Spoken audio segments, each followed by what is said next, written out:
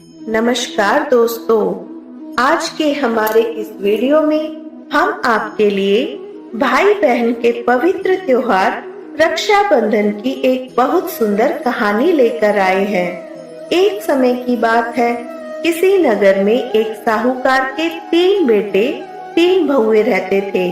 साहूकार की सबसे छोटी बहू बहुत सुशील और संस्कारी थी। साथ ही वह भगवान श्री कृष्ण की अनन्य भक्त थी। सावन के महीने में दोनों बहुएं रक्षाबंधन के त्योहार पर अपने पीहर जाने की तैयारी करने लगी। सुबह जल्दी उठकर घर का सारा काम करने लगी तो छोटी बहू ने पूछा, क्या बात है दीदी, आज इतनी जल्दी जल्दी काम क्यों कर रहे हो? तो उसकी जेठानी बोली, कल रक्षाबंधन का त्योहार है। हम सभी को अपने अपने भाई को राखी बांधने अपने पीहर जाना है। तेरा तो कोई भाई नहीं है, तू क्या जाने रक्षाबंधन के त्योहार का महत्व।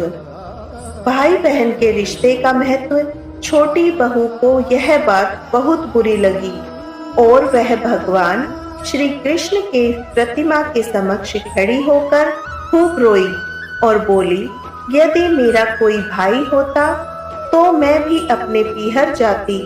अगले दिन रक्षाबंधन का त्योहार था।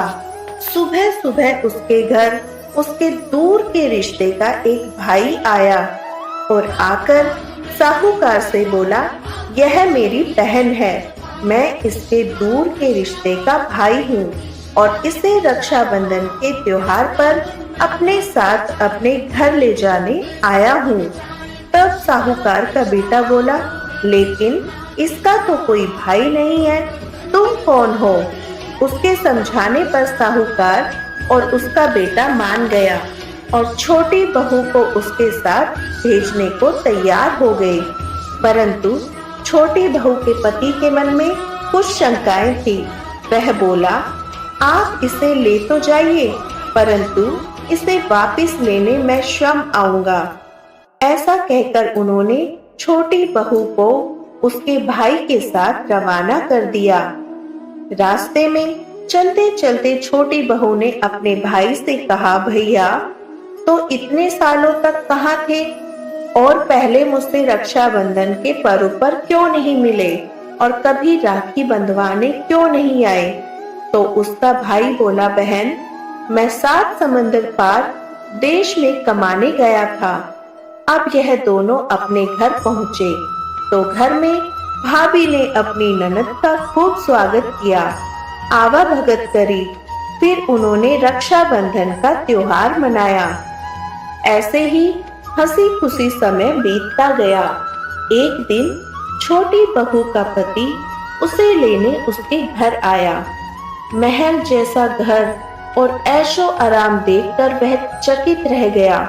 भाई और भाभी ने उसकी खूब आवाभगत करी। अगले दिन सुबह सुबह भाई और भाभी ने उसे उसके घर के लिए रवाना किया। विदा करते समय उसे खूब सोना चांदी, हीरे जवाहरात आदि दिए। थोड़ी दूर जाने पर छोटी बहू का पति बोला, अरे मैं गलती से अपना कुर्ता वहीं पर भूल कर आया हूँ। तब वह बोली, कोई बात नहीं, आपका कुर्ता तो बहुत पुराना था, इतनी दूर वापस जाएंगे तो घर पहुँचते पहुँचते अंधेरा हो जाएगा। लेकिन उसका पति बोला, नहीं, मैं वापस जाकर अपना कुर्ता लेकर ही आता हूँ। ऐसा कहकर वह दोनों उसके भाई के घर के लिए रवाना हुए।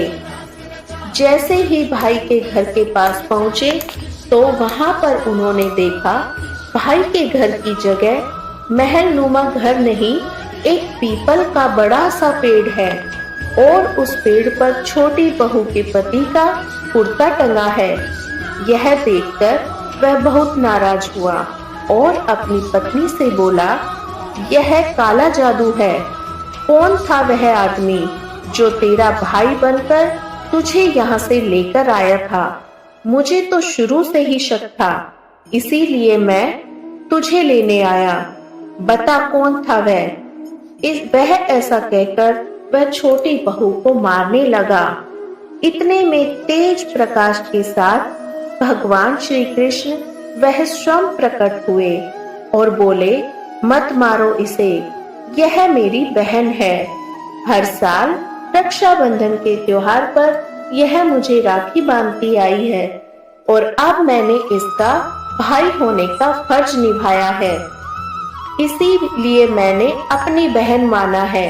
छोटी बहू और उसका पति हाथ जोड़कर भगवान श्री कृष्ण के चरणों में गिर गए। तो दोस्तों, कैसी लगी आपको आज की कहानी? आपको अच्छी लगी हो तो वीडियो में कमेंट करना, शेयर करना और सब्सक्राइब करना। आप सभी दोस्तों को रक्षाबंधन की बहुत सारी शुभकामनाएं।